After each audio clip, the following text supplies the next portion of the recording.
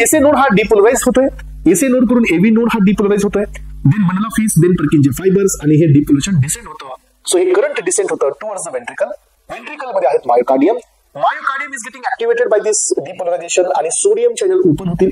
Sodium channel open झाल्यानंतर मध्ये sodium येतील आणि रॅपिड इन्फ्लक्स होईल सोडियमचं इनसाइड द मायोकार्डियम आणि त्या फेजला आपण रिकॉग्नाइज केलं rapid depolarization. So once it reaches to the +30 then हे सोडियमचं इन्फ्लक्स स्टॉप झालं. सोडियम चॅनल हे जे ओपन होते हे आता गेले इनॅक्टिव्ह स्टेटमध्ये आणि सो तिथं ओपन झालेले आहेत पोटॅशियम चॅनल.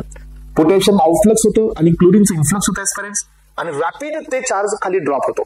रॅपिड ड्रॉप झाल्यामुळे कारण दोन पॉसिबिलिटी होत आहेत, एकतर पोटॅशियम पण बाहेर जात आहे पॉझिटिव्ह चार्ज मधला आणि बाहेरचा काही निगेटिव्ह चार्ज पण मध्ये येत आहे. याचा अर्थ की रॅपिड ड्रॉप होत आहे आपलं मधील असणारं डिपोलरायझेशन आणि याला आपण नाव दिलं rapid डिपोलरायझेशन.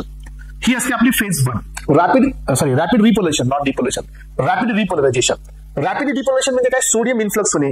Rapid depolarization, rapid repolarization म्हणजे काय? की पोटॅशियम आउटफ्लक्स होणे आणि क्लोरीन मध्ये येणे. ही असते फेज नंबर 1. सो रॅपिड डिपोलेशन असते फेज नंबर 0 आणि जसं आता पोटॅशियम बाहेर जाणार आहे तसं त्याला एक्सचेंज होत असतो कॅल्शियमचं, त्यामुळे ते ऍक्शन पोटेन्शियल सस्टेन होतं and that phase is called plateau stage आणि या फेजला आपण फेज नंबर 2 असं म्हणतो.